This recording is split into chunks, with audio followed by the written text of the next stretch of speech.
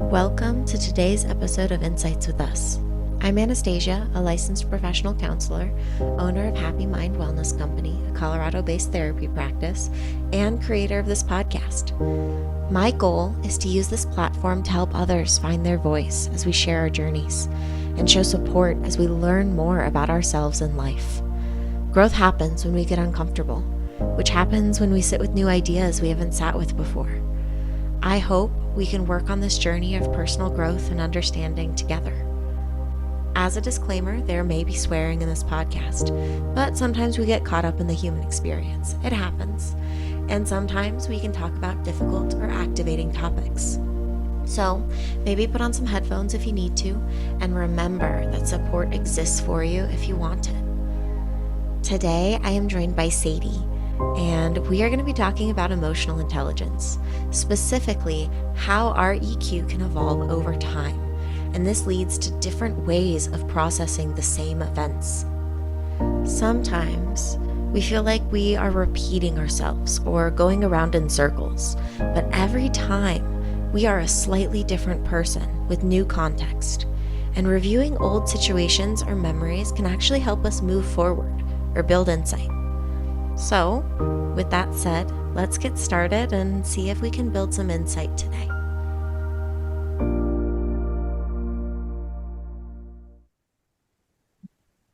Welcome, Sadie. Welcome Hi, back to Insights with Us. thank you. It's good to Um, be back.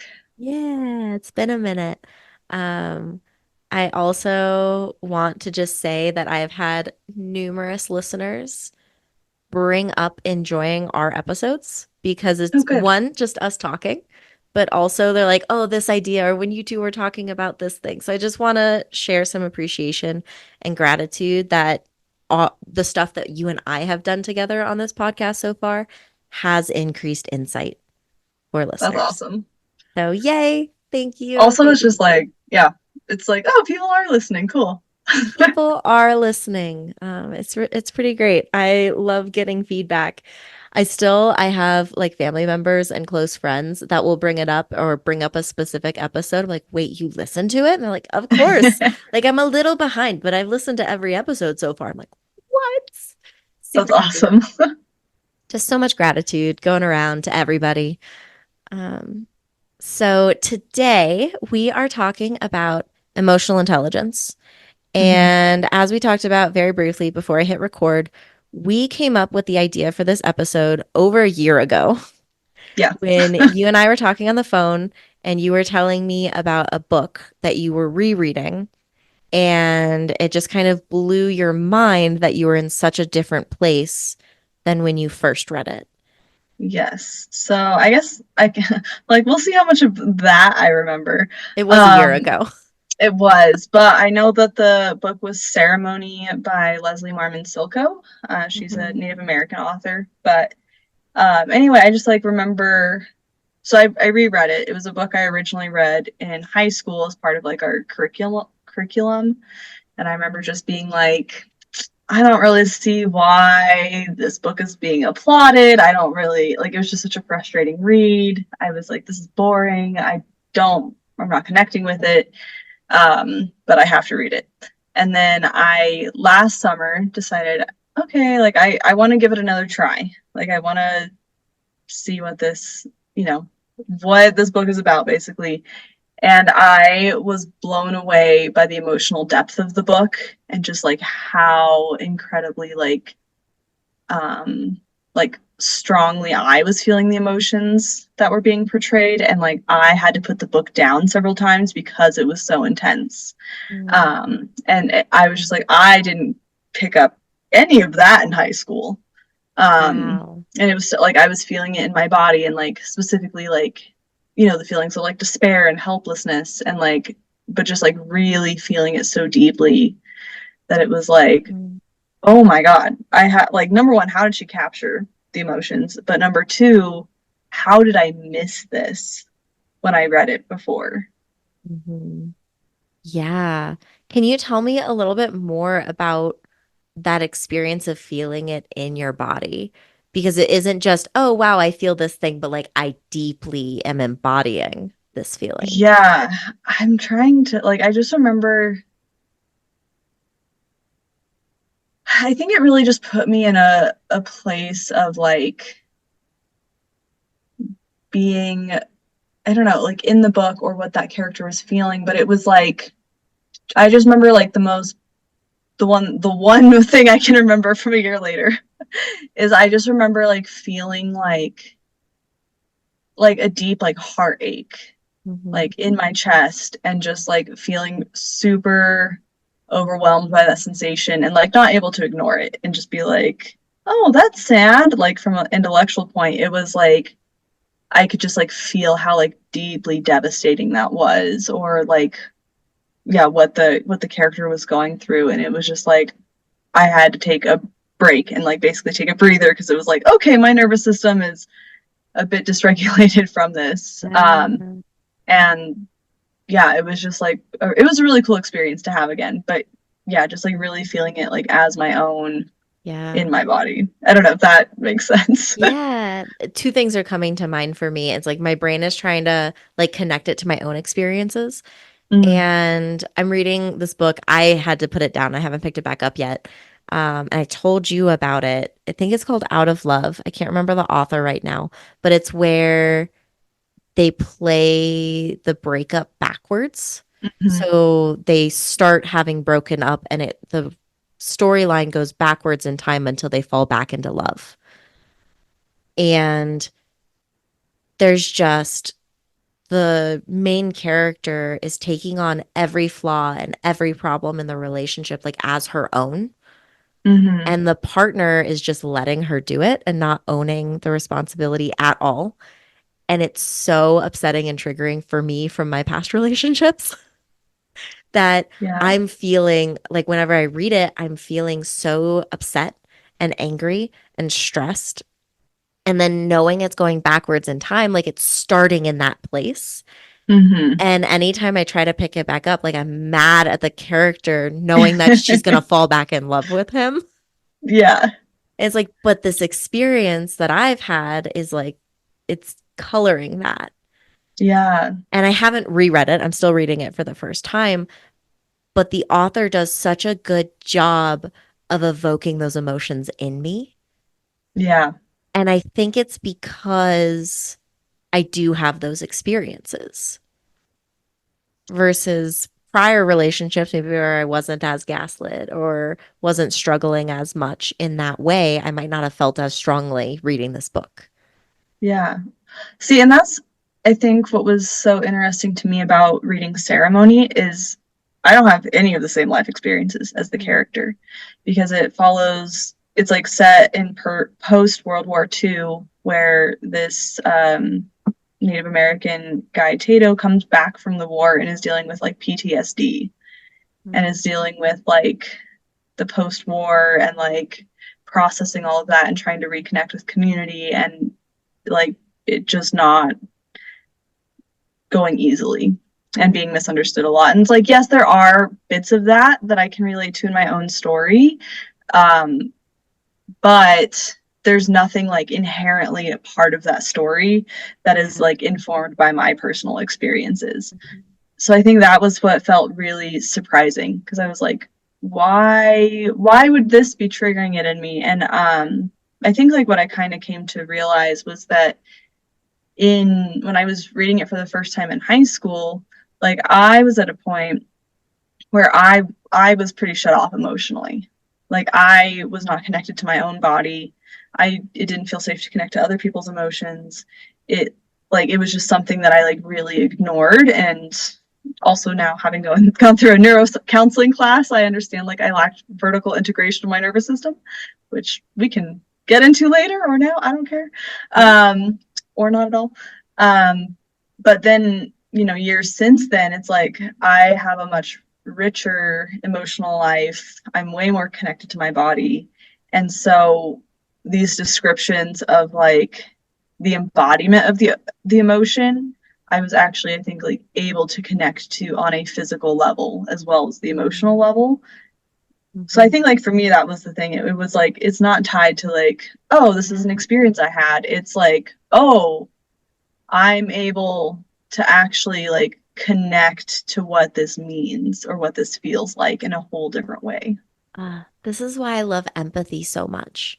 Is you don't have to have gone through the same experience to be able to feel the same feeling. Yeah. You know, you do have experience with sadness or grief or disconnection or feeling like an outsider, right? Being separate from your community. Those are things you have experienced, but maybe Mm-hmm. not in the same way of somebody returning from war. Yeah. Yeah. So it's just like, it's cool to see too, like, and I'm sure a lot of 16-year-olds probably, I think most of us probably missed the emotional depth of the book. Yeah. But it's just interesting to also see like how that develops over time, like with maturity and life experience and healing and all of those fun human life things. Yeah. Can you say more Yeah, and about how, vertical integration? yeah, so we read the book Mindsight by Dr. Siegel. And so he talks about like there's different types of integration in the brain, basically that lead to healthy functioning in your life. So the one that I had related to most was vertical integration, which is basically how well your nervous system. So your nervous system is oriented vertically. You have your spinal cord into the brain, basic anatomy. And basically, like if there's a good connection between the two, then you're able to feel your emotions more like in your body. You're able to be embodied. You're able to connect to your intuition and your empathy because you're able to get feedback from your environment more efficiently. Whereas like a lack of integration is like, I just live in my head and I can't access my body or I don't really know what's going on, even to the point of like ignoring like hunger signals or like needing to move or just like basic things like that. Yeah, so it's vertical integration in a nutshell. I'm sure there's a lot that I missed, but that is what I'm remembering post Yeah. summer semester. Yeah. I'm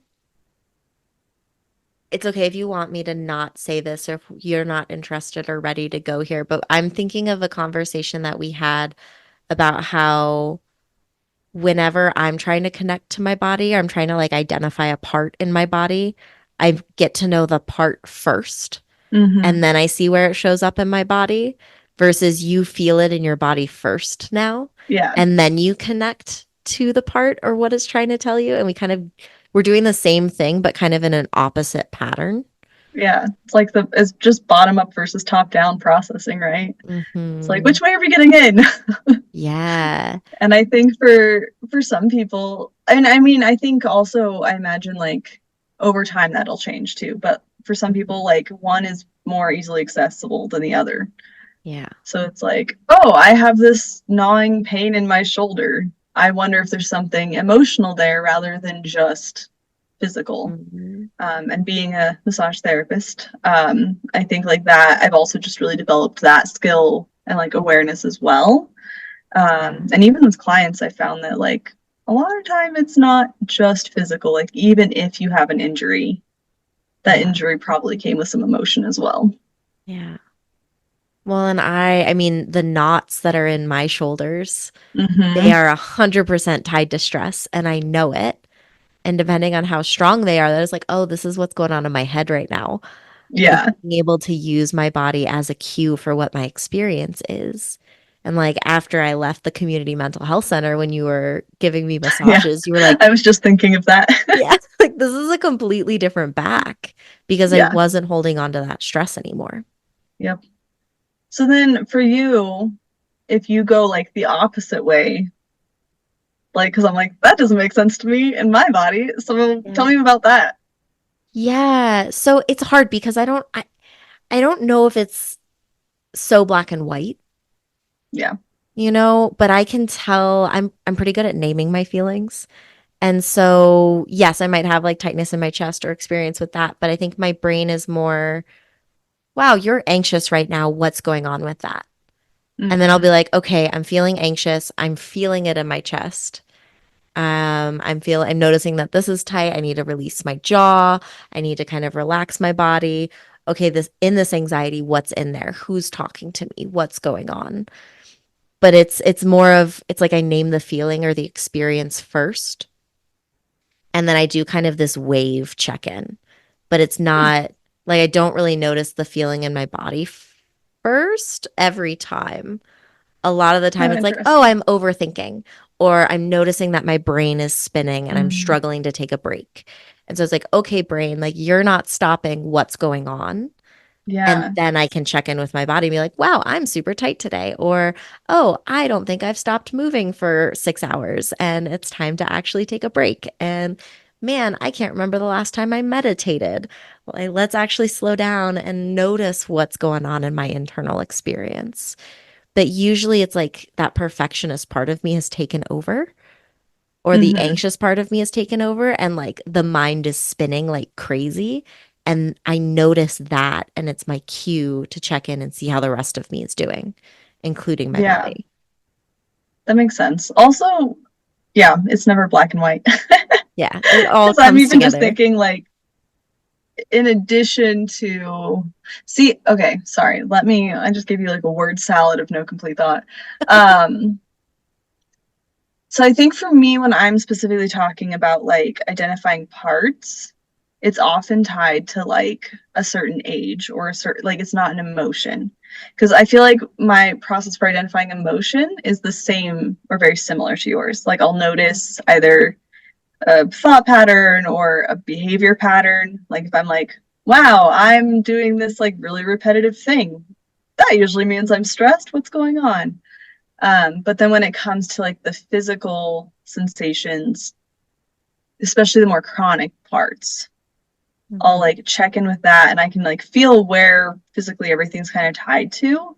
Mm-hmm. And then from there, it's like internally, I like enter my internal world and I'm like, okay, like who is this? Like who is this that's coming Mm. forward that like has a message and it like is often tied to like a version of me at a specific age, Okay. which is like I feel like that's like same but slightly Yeah. different. So talking explicitly with like connecting to a part, Yeah. I'll notice a reaction or a pattern that I'm having that I don't like that me is like, why Yeah. is this happening? Or is frustrated that that's how I'm showing up. And that's my cue to check in with who's showing up. Okay, who's Okay. reacting this way? Who's having this thought? Who's feeling this way? Let me get to know you. How old are you? Right? Mm-hmm. When did you show up? Okay, let me sit with you. What is your experience? And usually, once I've connected and named who's there, then it's like, okay, they're feeling this in my body. Like they're Yep. in charge of this. And then this is how my body's responding to it. Um, so, yeah, I kind of do it opposite when I I'm know it's connecting to a funny. part. I like though that it's like it doesn't matter how it works for you, you can find a way that works.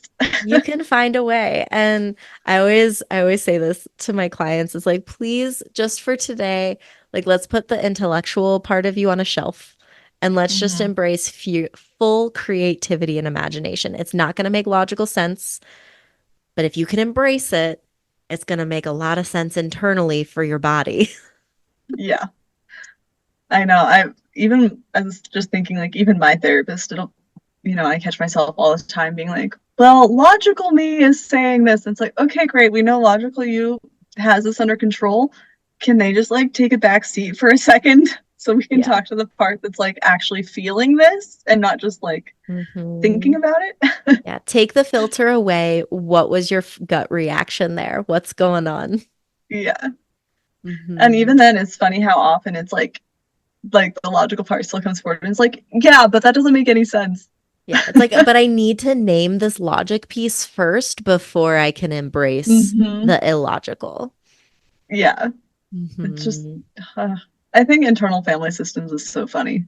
I Sometimes I really know. do feel like I'm like during a meditation, I will sometimes have like three parts that come forward, and then I feel like I'm just doing like group therapy with myself, and I'm like, Yes. this is wild. And every single part of you is there for a reason. We just need to I help know. give it some love. And it can be like so powerful too. But Mhm. it's such a funny concept of like, oh yeah, I'm doing group therapy in my head Yeah. with myself.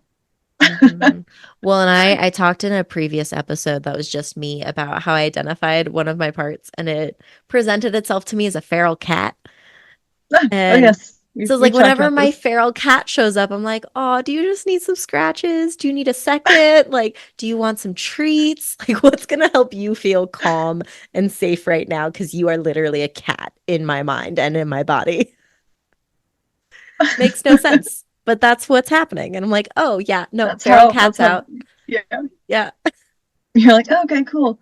Yeah. Recently, a part that I identified was what I've called the twins because the two of them come together and Okay. they're like policing each other, and it's like, okay, I think we need to get on the same team here because y'all are making me feel crazy. Oh yeah. Um, It's a true Gemini there. You found the twins. found the twins. Oh, I love it. Um, Yes. okay, so I want to Yeah. How bring do you this think? back. Go ahead. Yeah, I was about to do that. Oh my God. Well, you go ahead then.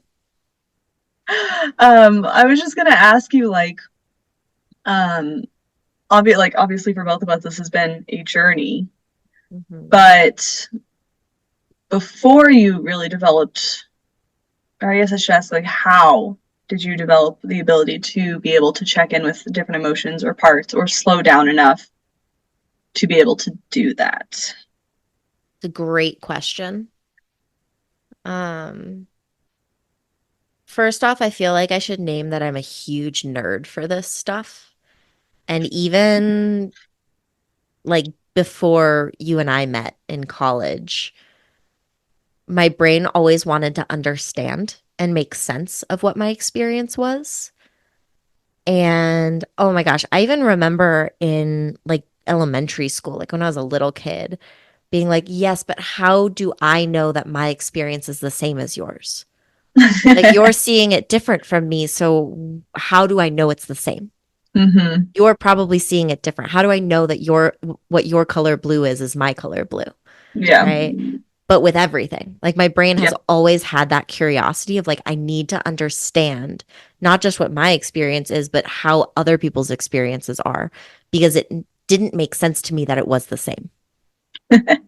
And so I've always wanted that. I've always had that thirst for knowledge in that way, which like makes sense that I got into what I do now because Mm-hmm. I've always wanted to know that. But I was also so overwhelmed by my anxiety and that deep desire to control everything, to always have the answers, to always be perfect, to always know and always show up exactly the way I'm supposed to. And that did not work. And so I had a lot of really great people in my life that were constantly reminding me that I was going to be loved no matter what and no matter how I showed up. My parents were really good at that. Even if they couldn't always show up exactly the way I needed them to, they always reminded me that I was loved and I just Mm-hmm. needed to be myself. And I had counselors reminding me, like, hey, no, you're good. Doesn't matter if you fail this, like, you're still going to graduate. Hey, doesn't matter if you don't want to do that, you don't have to. And honestly, my brain is jumping back to one of your and my first conversations way back in college when we were in that old kitchen Oh with like God. nothing in the dorms, trying to make those cupcakes and just having the deepest conversations about completely different beliefs that you and I held. Like we were At not the on the time. same page at the time. We were not on the same page about our belief systems, but we talked for hours about it. And there was never any anger. There was never any upset. It was really just, oh, is that how you see it? Well, this is how I see it. Like basically what Yeah. you and I are doing right now during this episode, we I did know. We're when just we like, oh, first became friends. we're like, that's an interesting experience. This is my experience. How did you get your And experience? I feel like that was one of the first times that somebody could meet me in that space. Hmm.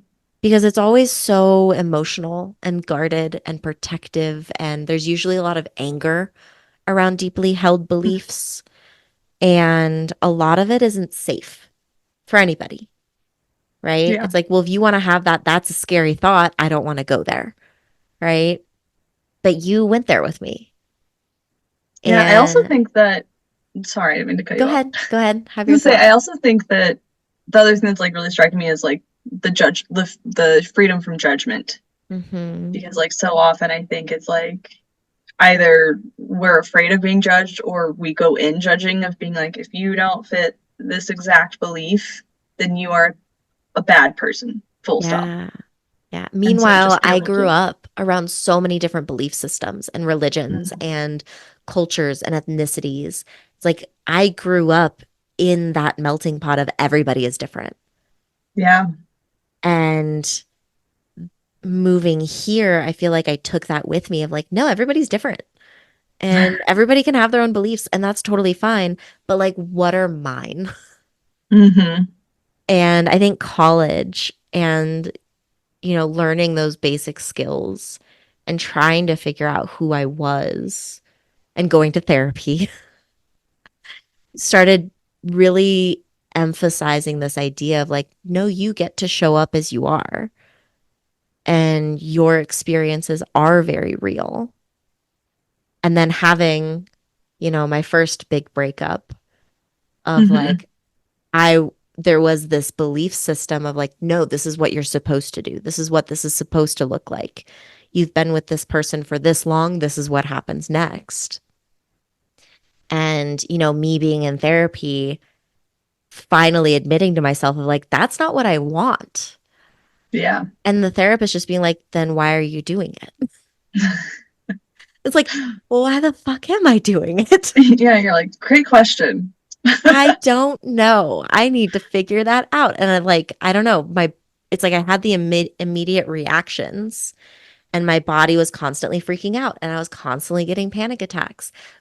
But all I really knew was I have to figure this out. I have to figure out what the variable is that I'm not controlling and figure out what to do with it. Mm, And then through processing, it was like, wait, it isn't about controlling, it's about understanding what my truth is. And my truth is that I don't want that, even though everybody has told me that that's the next step. And that's what's supposed to happen in relationships. Or this is how you're supposed to show up in the world. And even just as much as like, no, you get a job, you keep that job forever. Like, that's not the norm anymore. yeah. But when you and I, our generation, when we first started college, that was the expectation. Our parents' generation was you get the job, you work forever, you retire, you're done. Hmm. But now it is, what do you want to do? Who do you want to be? I am actively like, stop giving into capitalism. I'm going to start my own business. I'm going to start a podcast. Like, I'm going to do everything because it's what my body is telling me to do. Yeah. So it sounds like you like really started by having like that curiosity that you had, like you really turned it even more like towards yourself and your experience while being like open to other possibilities and to challenging like the shoulds or ought tos or have Yeah. tos. And I feel like now, whenever I have one of those negative reactions, because I found that curiosity, I don't see that reaction as a bad thing. Hmm. Like I was just talking to one of my friends earlier today of I get really anxious when there's change. Hmm. But me feeling anxiety doesn't mean I'm doing something wrong. It just means there's change and my body isn't used to what's new yet. But 10 years ago, 15 years ago, I would have felt anxious and that would have meant that I was failing and I was doing something wrong and I needed to fix it. And so, emotional intelligence, I've started to learn what all of that means in my body. And so, if Hmm. I feel anxious, if I feel sad, if I'm randomly bawling my eyes out, I'm like, what's happening here? Like, what is my body trying to tell me? Because clearly I've been ignoring something. that my body has decided I can't ignore anymore. Like zero chance I would have been able to look at it that way when I was 18. Yeah. Yeah. Thank you for sharing that. I feel like Yeah. even though I knew a lot of that, I didn't know all of it. What surprised you? I'm curious. Let's see. I think one thing that surprised me is I didn't know that conversation, which I'm like, I know exactly what conversation you're talking about. And boy, have my views changed. Um, that conversation in the silly little kitchen. I didn't realize that was like one of the first times that you felt like someone was able to meet you there. Mhm. Um, so I was like, oh, I didn't know that. Um, and then also just like,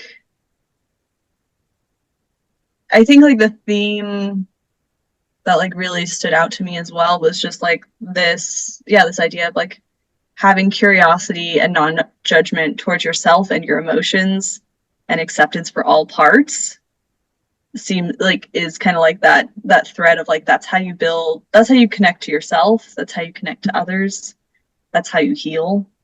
Yeah. um yeah, and like yeah, just this idea of like, oh, like if I have an anxious whatever, it means I'm going to fail. It's like it's just like such a big, deeply held belief that it's really cool to hear that like you're able to work through that and you were able to like take on that really big like belief system Mhm. so effectively.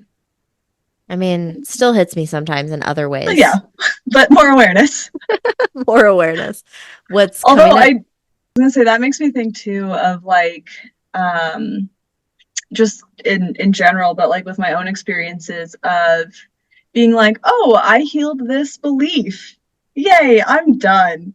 And then a couple years later, it it comes back or like it's in a different form, or even over time it just becomes more subtle.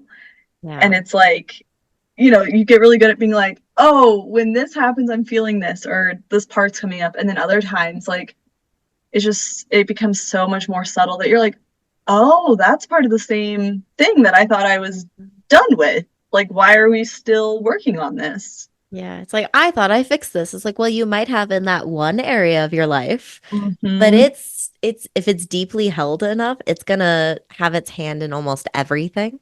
And you Yep. have to constantly come back to it. Be like, okay, how is this showing up now? Okay, what is this all about? What is going on inside of me? Yeah, and sometimes it can be shocking.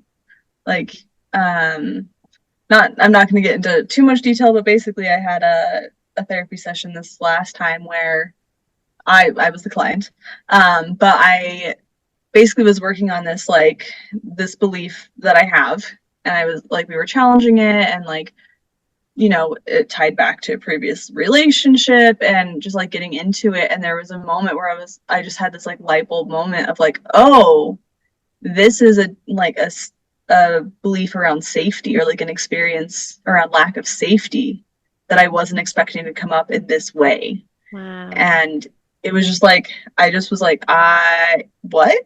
Like, and but then having that like insight and like understanding like this belief that I judged as being really shallow. I was like, wow, like this is really shallow of me. Why am I judging people for this thing? Like, I'm so shallow. This It was like, oh no, it's because it's bringing up like issues of safety within myself.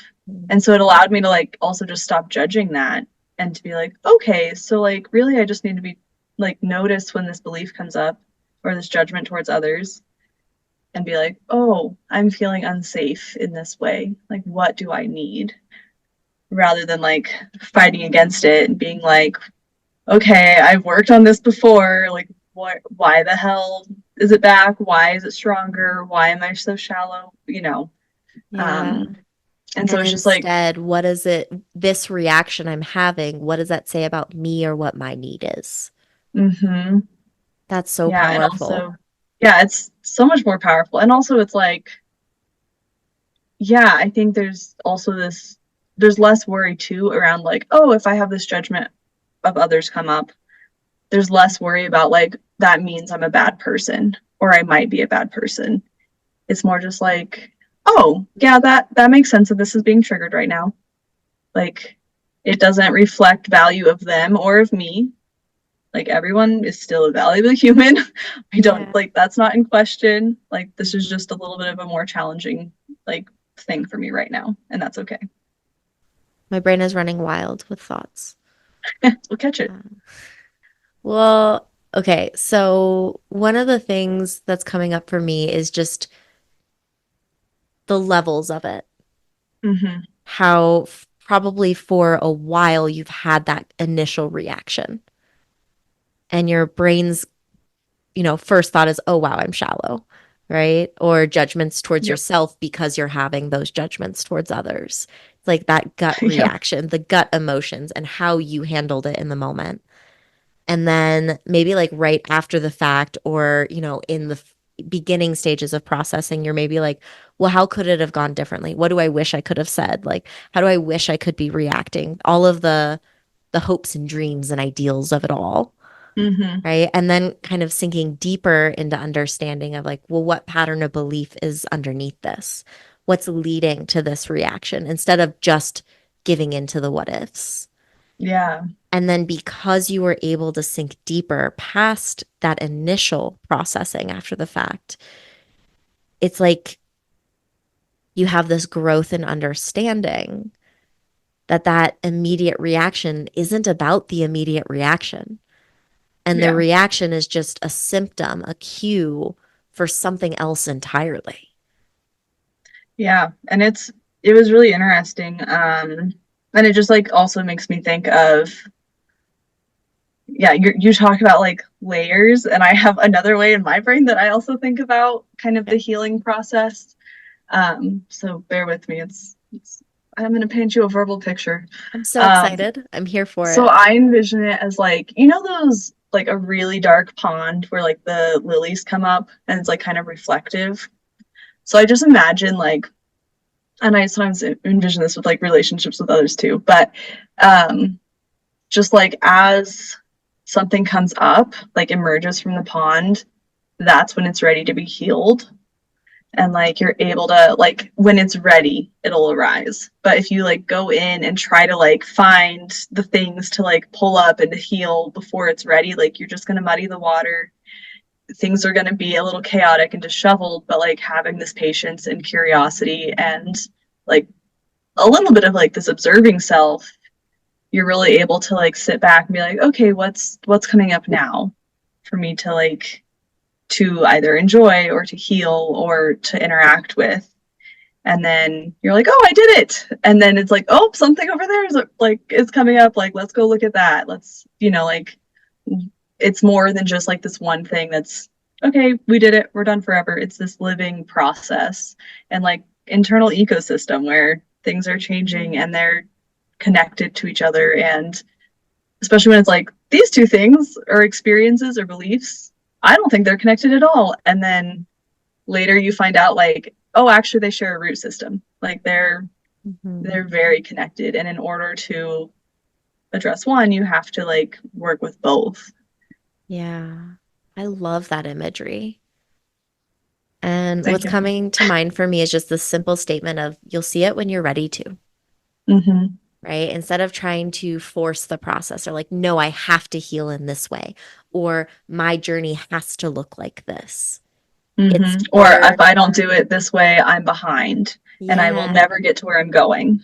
exactly. Instead, it's just this image of like, I'm just picturing myself sitting in front of this pond, like maybe there's a Mm-hmm. bench or like I'm sitting on a cushion or That's what I something. imagine. And just waiting for the next one to pop up and being like, oh, what's over there? Let's Yeah. see And then where this sometimes, there's is. like an insect that floats into the scene or a bird, and you're like, oh, okay, that's like in the scene. It's distant, but it's in the scene. Hmm. And I can observe it and enjoy it and work with it. Hmm. Um, oh, I had a thought and then it escaped while I was talking. Oh That's well. okay. I'm having a thought. My mind is going back to meditation. Mm. Because so often when people are trying to meditate for the first time or they're reading up on it, Mm-hmm. there's always this idea of you're not supposed to follow the thoughts. You're supposed to Yeah. stay as your observing self. You're supposed to stay with your breath. And anytime you start following a thought, you're supposed to notice it and come right back to your breath. Mm-hmm. And I cannot meditate like that. Um, I prefer following the thought, but from the place of the observer. Mm-hmm. And so it's all about flexibility and curiosity and just seeing what's there. And so, like, instead of it with this lily pond metaphor we're going with, like in the traditional explanation of meditation, that lily pad pops up and you're like, nope, nope, nope, have to stay here, have to keep breathing. It's okay, like whatever. But in flexible meditation, it's like, oh, well, let me go over there real quick and check on it. What is this lily Mm-hmm. doing? Does it have a bud? Is it going to flower soon? How are the roots looking? Okay, yeah, you know what? I've stared at it long enough. I'm going to go back to my bench now and continue to breathe and see what comes up next. And so it's almost like leaning into it enough to Mm-hmm. find the curiosity before coming back to yourself as the observer. Yes. I just got really excited because in in the Mindsight book by Dr. Siegel that we read for class, he talks about the spokes of awareness. So you imagine like a wheel, and Mhm. then at the center is like your awareness or yourself, and then the spokes of the wheel go out to different things like somatic sensations, thoughts, emotions, and basically like in the meditation, what you're doing, like insight meditation is what he calls it, like you are specifically or intentionally directing your attention to those different spokes Mhm. rather than being like, I'm just going to stay in the center, but you're like Yeah. building the ability to focus your attention in the directions you want to gain insight and to see how it's all connected. Yeah.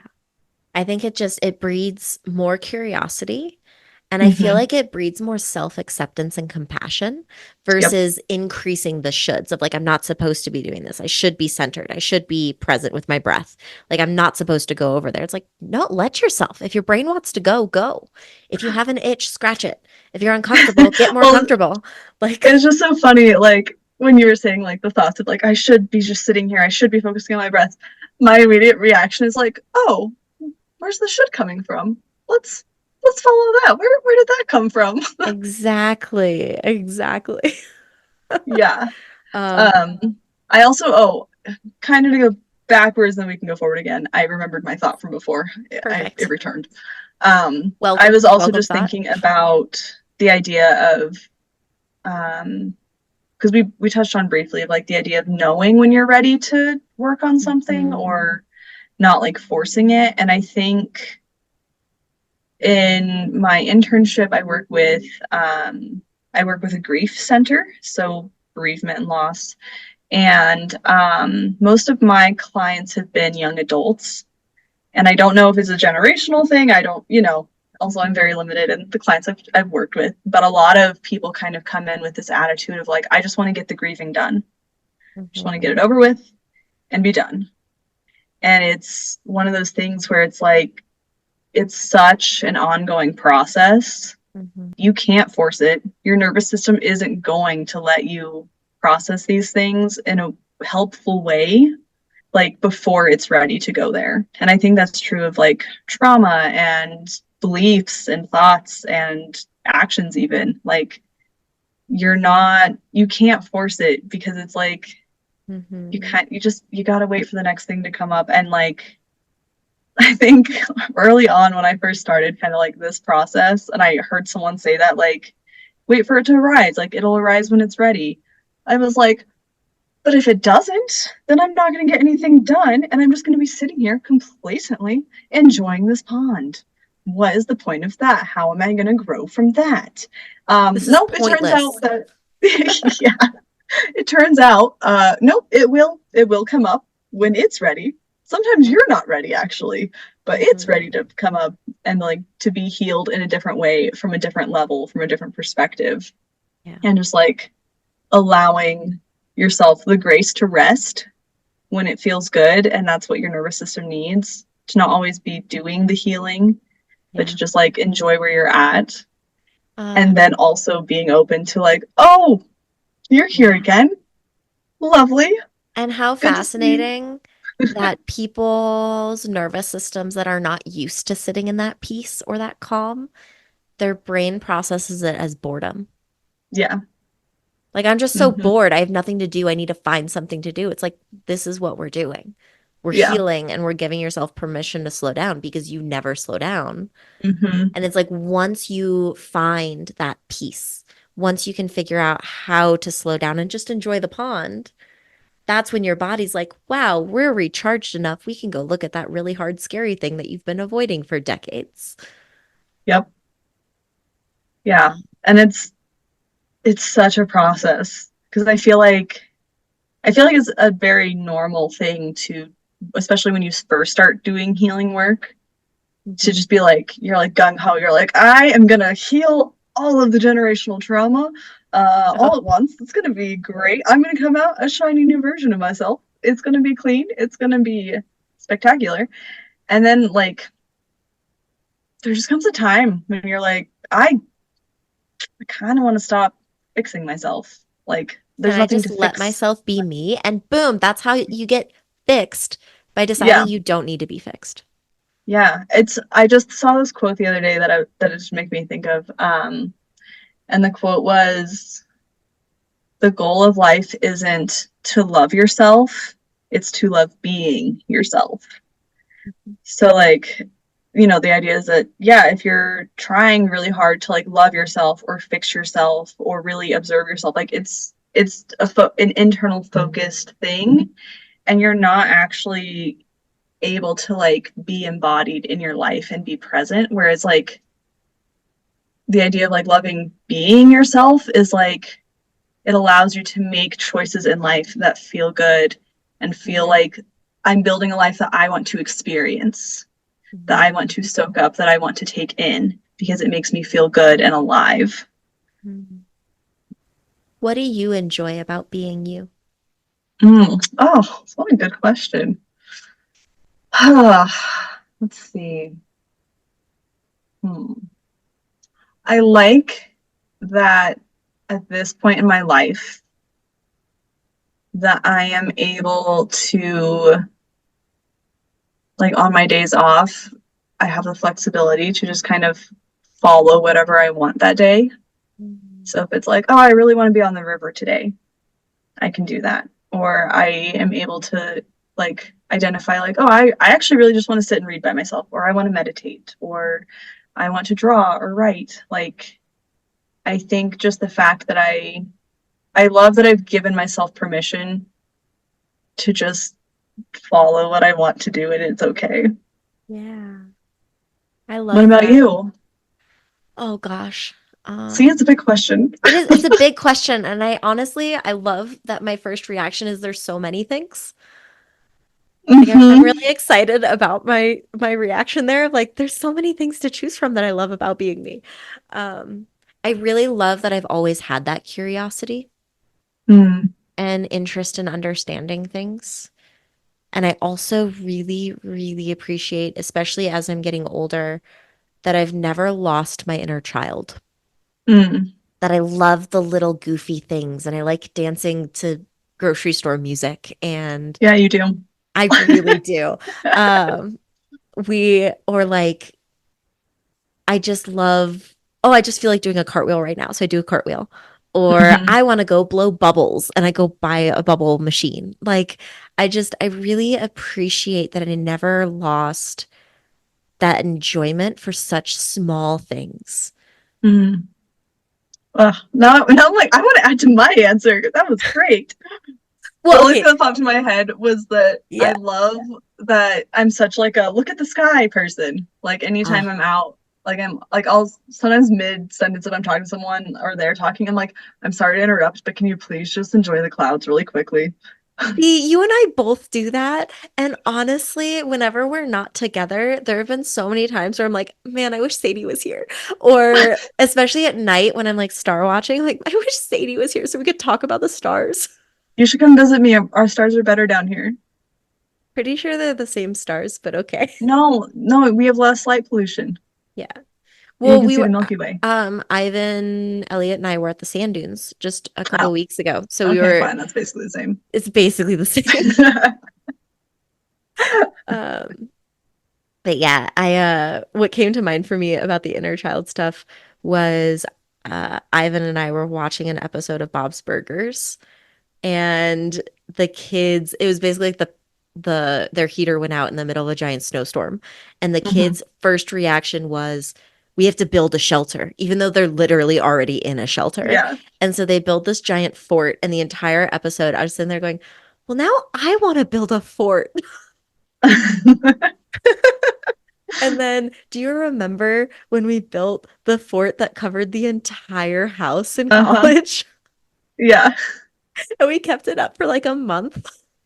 I didn't know you kept it up for that long. At least 2 weeks. But oh my gosh, yeah. No, being able to embrace just what your body wants or what your body needs, even if it's goofy, or even if it's Hmm. just giving yourself permission to slow down.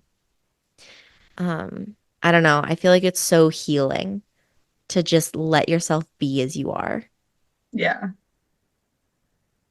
Coming back to this idea of readiness for change. And my brain's going in like two different directions for like the people that are feeling like they need to push themselves, like I Hmm. have to go there, I have to heal this part of me. But then also the people that are more like afraid to go there, like the resistance. I can't go there. I'm not Hmm. ready. Um, And sometimes it's both at the same time. and sometimes it's both like I'm not ready, but I have to, Yep. right? And so what I'm thinking is it's not even just, oh, this lily pad came up, but it might just be like a stalk started to show, Hmm. right? And so it doesn't have to be the whole thing. You don't have to be ready to see every part of it or go to the hardest, most traumatic memory. You just need to be ready for something. And that Yeah. something might be, maybe I can learn how to sit still. Maybe I can learn how to listen to what my inner child wants. Maybe I can look at the anxiety created by the trigger without actually looking at the trigger itself. Like there's so many ways to be ready that it doesn't have to be all of it all at once. Yeah. I was even thinking of like again following the pond analogy of like even just being like, oh, I'm gonna go observe like where the water just meets the earth. Like I'm just gonna go look at the edge of the pond Mm. and I'm just gonna see what that's about. And then maybe I'll look over at the water and see what that's about for like 10 seconds. And then I'm just gonna retreat again. Yeah. And it's like, yeah, it's but each time you're building that resilience and like ability to be like, okay, there is safety here. So Hmm. that, as you're able to go deeper or see more things or work with more things, yes, there are times when you might be overwhelmed or dysregulated, but you can trust that you can return to that place of stillness or, like you're just building that trust within yourself. And then Yeah. if you're with a counselor, like that therapeutic relationship, you're also building so that you're able to hold more and to go deeper and to heal more. Yeah. Tying pieces together here. Um, I know. Also, with parts work, if you're having all of these different reactions and interactions, there is the you that is trying to figure out where you're at and what you're willing and open to doing. There is the you that is the part of you that's trying to push. We have to go there. We have to figure this out. Mm-hmm. And there is a part of you in conflict going, I'm not ready. This is terrifying. We can't do this. And so instead of trying to listen to one part over the other or continuing to allow that conflict, giving it those parts permission to show up and talk to you. What Mm-hmm. makes you feel like this is a must or a have to go there? What's making you terrified to go there? What can we do that is the middle ground Mm-hmm. that feels like we're just doing something, right? And if you do get dysregulated, if you do get anxious or panicked or freak out or shut down, tying it back to what I was saying about anxiety, just because your body is getting dysregulated doesn't mean you're doing something wrong. It just means you're sitting in something uncomfortable that you've never figured out how to sit in before. Mm-hmm. And so looking at it from that adaptive place of what is this trying to tell me? Am I going too far? Is this just uncomfortable enough that I can sit here for 10 more seconds? Do I need to get out immediately and process what just happened? Do I need to ignore it for a week and then come back and do grounding exercises? Mm-hmm. But like feeling dysregulated isn't necessarily a bad thing. It's just a cue that your body is trying to tell you something is happening. Yeah. Well said. Thanks. You It's should be a almost like therapist. I should I be feel a like we make that therapist, joke every time. and we will continue to make it every time. It's almost like you and I have done a lot of work on ourselves and That doesn't figured sound out right. how to verbalize it to others. Ideally. Ideally, doesn't always work. But Who you know knows? what? Maybe someone's never been to a pond. You never know. Yeah. What is a pond? What are lilies? Lilies and lily pads are the same thing, right? I have no idea. It's okay because I just said that so beautifully just now that anytime I say it wrong, I'll be like, just go listen to this episode. Yeah, we'll be like, go listen back. It's great. Yeah, you'll appreciate it. Um, is there anything else coming up for you around kind of the layers, the readiness for change, emotional intelligence, and how it can kind of build? Anything else to add? I think the thing that like just came up when you asked that was that I think it's also something I've experienced too is like even having this really adaptive perspective and openness and like a lot of times like if something is happening in my life I'll just be like, oh, it's an opportunity to work on my relationship with the unknown. Like even with that kind of attitude and perspective, there are still times when something will come up and it's like, ugh, like i I don't want to work on this right now, or like Oh my I God, didn't know yes. that this hit this level, and it's just like, and and I think it's not that like, oh, I'm closed off to working on it or I don't want to work on it. It's just like I actually sometimes, especially when it comes by surprise, it's like I actually just don't want to right now. Like I'll Yep. put a pin in it, but I think it's also okay to be annoyed with the process and frustrated at times, That's your because experience. like that's, yeah, and I think like sometimes when talking about this, like it can sound like really idealized, like, well, we've got it all figured out and when something comes up we're open to it 100%, and it's like, Ugh, no, no, no. we still have times when it comes up and it's like, fuck. I hate this. I'm not willing to accept this right now. I get Yep. that I need to eventually, but right now it can fuck right off. Yeah, I think with the number of conversations you and I have had on the phone where one of us will be like, like give something like helpful, and the other one's like sobbing, being like, I know, but I don't like it. Yep. That's the thing, though. It's our nervous systems, it's our bodies. You Yeah, can't just decide to be okay. You can't just decide, okay, I'm ready for this work now because I want to.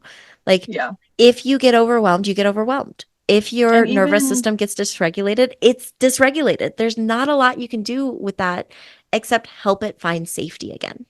yeah, and I think even if like with our metaphor, like if a lily pops up, that doesn't mean you have to go to it right away. No. Like you can be like, oh, I didn't know that was there. I'm now aware of it, and I'm just Mhm. going to kind of, like, if I'm not ready to look at it, I don't have to, but now I know it's there, so that when I'm Yeah. ready, or when, you know, when whatever arises, like, like I feel like sometimes healing happens like almost in the background too, where you're like, oh, I know about this, and you're like, it'll just be like, for me at least, like a casual thought throughout the day, or Mhm. like an acknowledgement of it without me having to like go to it. Oh, Um, 100%. And the more you can regulate, find mhm. safety, take care of yourself, when you do eventually go there, you're going to be more equipped to Yeah, handle it. and it'll be like, especially since like there can be an initial shock of like, oh, well, that's slightly traumatic. I didn't know I would have to deal with that. Then it's like, yeah, if you're able to just kind of be aware of it, but without having to like go to it, it's like it's less scary, and there's no shame in saying like, I actually I can't do that right now. Like I Mhm. need to put a pin in it. I'm aware of it. Then Yep. that's enough. Um, I also find that as that process is happening, like if you're like, nope, not going there, nope, not ready, nope, that's terrifying. Or like anytime you try to go there, you just start bawling your eyes out because it's really dysregulating or awful or you don't like it. That's never happened to me. I'm just kidding. Never, never to either of us. Yeah, We've never never just called the other one up absolutely sobbing. for just because we don't want to deal with shit. Yeah, no, not us at all. Yeah. Um, but if you ignore it long enough or give yourself permission not to go there, like, nope, I'm just going to be pissed that that exists and I'm not going to go there. Mm-hmm. Eventually it pops up enough times Yep. that you're finally like, okay, like this has come up every single day for 3 weeks. I've been dissociating or shutting down or ignoring it blatantly. Like, okay, it's time. Let just like touch it for a little bit. Yeah. And what I find is eventually our nervous systems are ready. Mm-hmm. But we might not necessarily be aware of the fact that it's ready because we've been resistant to it for so long. Yeah. That like sometimes you're gonna go and it's still gonna be dysregulating, you still need more time. And sometimes you're gonna go to it and you're like, oh, is this it? This isn't as bad as I thought it was gonna be. And Anna, you're just like, I feel like what you just described is how to like domesticate a stray cat.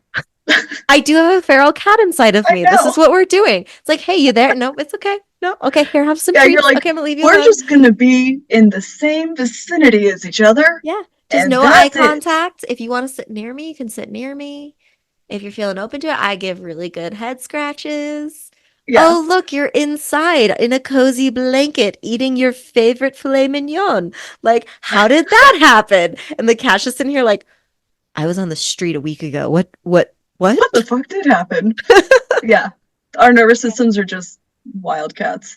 Yeah, That's all it is. that's all it is. Oh, man. I was having another thought and it's gone. Um, oh, yeah, no, my brain is going to an example, which is how I have slowly built a new relationship with my body. Hmm. Because I've always been super athletic, as you know. I've played and competed in almost every sport. I have traveled for multiple sports. Like I'm very athletic, as is, I still am. But I've also blown out my knees 3 times.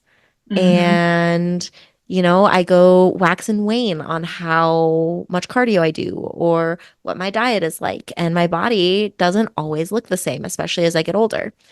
And younger me, the me that was very focused on control, had a very specific idea about what it meant if my body didn't look the way it was supposed to look in my head. And Mm-hmm. especially since I have come back from 2 years of tendonitis in my knee, I have worked really hard on paying more attention to how my body feels than how it looks. Mm.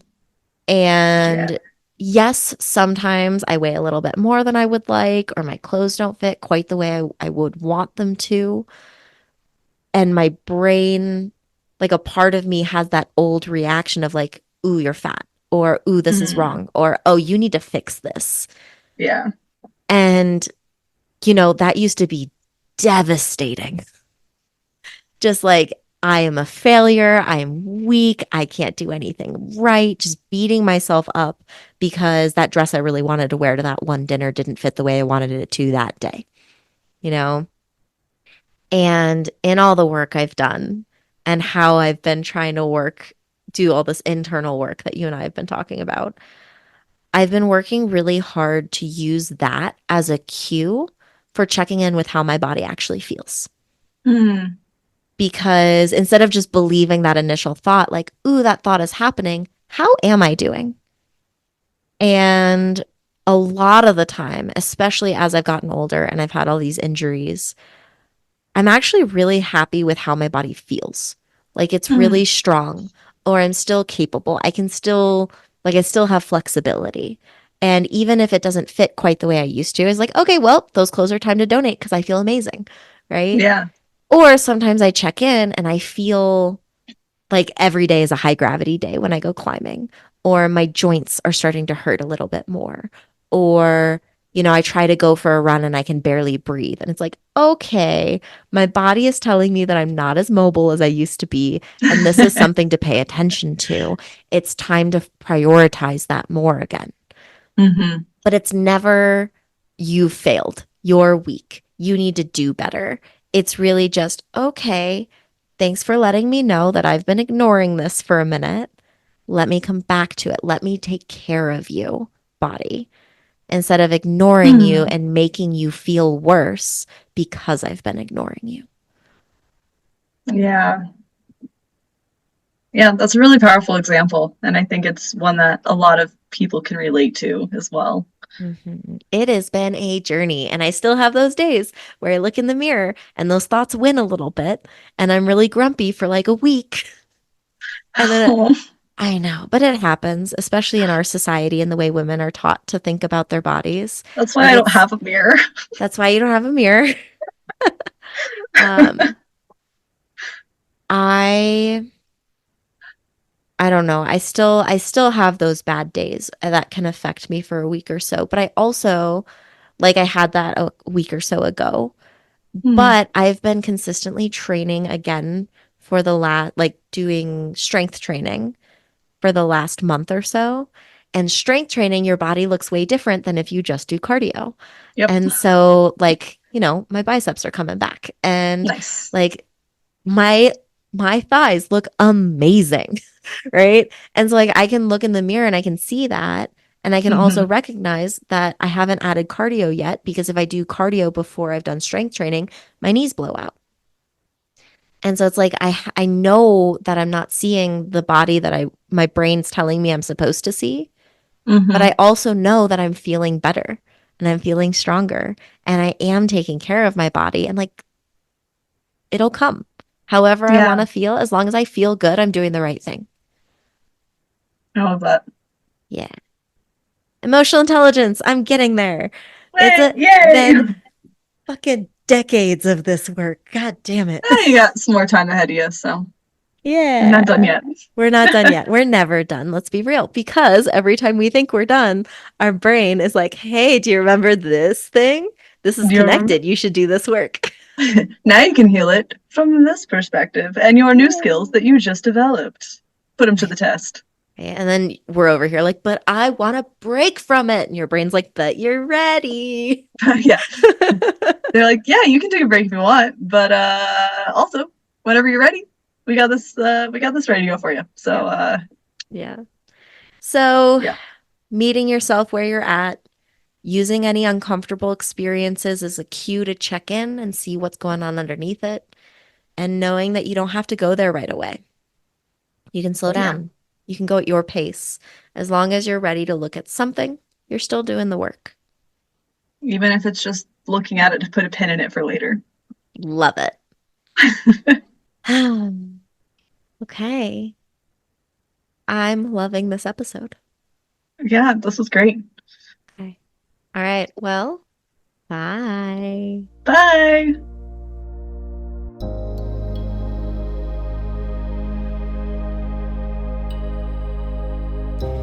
Thank you for listening today.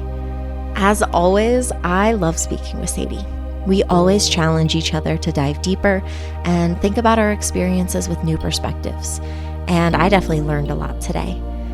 Hopefully, you enjoyed it too.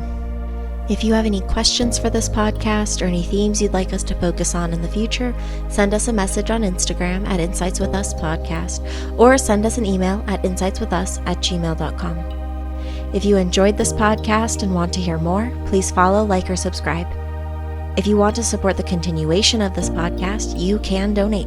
To do so, visit my website and donate on Podbean's Patreon program, or find Insights With Us on buymeacoffee.com. I appreciate you, and I appreciate that you are listening. Thank you for creating insight with us.